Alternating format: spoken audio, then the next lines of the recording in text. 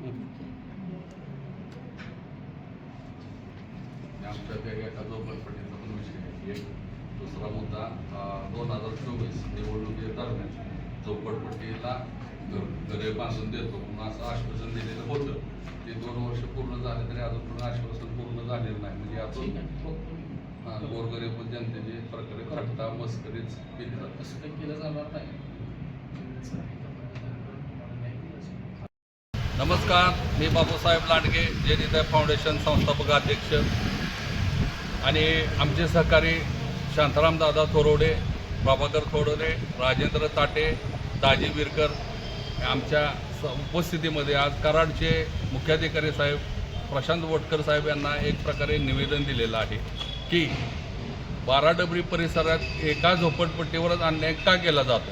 त्या झोपडपट्टीकरिता वेगवेगळ्या वेळी निवेदन दिले आहेत, आंदोलन केले आहेत. ही झोपडी वजा घर कमकुवत झालेलं आहे, पडत आलेलं आहे, त्याला बांधण्यासाठी परवानगी द्या म्हणून अर्ज दिलेला आहे.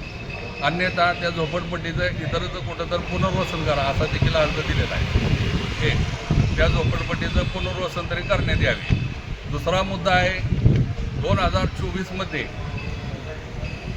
2024मध्ये निवडणुका आली त्यावेळेला आम्ही सोशल मीडियातून बघितलेलं आहे, ऐकलेलं आहे की कराड दक्षिणचे आमदार अतुलबाबा भोसले यांनी कराड शहरातील झोपडपट्टींचे स्वतंत्र घरे बांधून देतो असे त्यांनी प्रकारे आश्वासन दिलेलं होतं. परंतु आज 2 वर्ष पूर्ण झाली तरी झोपडपट्टीकडे दुर्लक्ष केलं जात आहे आणि गोरगरीब झोपडपट्टी धारकावर अन्याय करून त्यांची दिशाभूल करून फसवणूक होत आहे असं आम्हाला दिसून येत आहे. तरी निवडणुकीदरम्यान फक्त गोडगोड बोलून कोणीही आश्वासन देऊ नये आणि गरिबांची थट्टा करू नये. जर द्यायचं नसेल तर देऊ नका, अशी आश्वासनं तर देऊ नका. आणि इलेक्शन मतदान पूर्ण झाल्यानंतर तुम्ही कोणीही देखील निवडून आलेला लोकप्रतिनिधी त्या गरिबाकडे फिरकत देखील नाही अशी आमची मागणी आहे. तिसरा मुद्दा असा आहे की संविधान भवन आणि उर्दू शाळा बांधण्यासाठी आम्ही मागच्या अर्धा दिवसापूर्वी देखील मुख्याधिकारी साहेब यांना निवेदन अर्ज दिलेला होता व आहे. आणि दुसरी वेळ आम्ही निवेदन देतोय की उर्दू शाळा ही होणे अत्यंत काळाची गरज आहे. का तर त्या ठिकाणी संविधान भवन होणार आहे आणि त्या संविधान भवनमध्ये बसून विद्यार्थी शिक्षण घेऊन संविधानाचा देखील अभ्यास करतील. जे संविधान भवन झाल्यानंतर त्या संविधान भवनला मी माझ्या वतीने एक सर्व प्रकारची विद्यार्थ्यांना 50 पुस्तकं मी मोफत देतो आणि ते ग्रंथालय आणि वाचनालय तिथे व्हावं. त्यातून विद्यार्थी घडून तिथं आमदार, खासदार, मंत्री, पंतप्रधान होतील याचा विचार करा. आणि संविधान भवन आणि उर्दू शाळा ही कसल्याही परिस्थितीत व्हायलाच पाहिजे. जर अपुरी ठेवली नगरपालिकेनं कराडचे लोकनियुक्त नगराध्यक्ष यांनी तर मी आत्मदानासारखा पण पर्याय निवडू शकेन याची पण नोंद घ्यावी.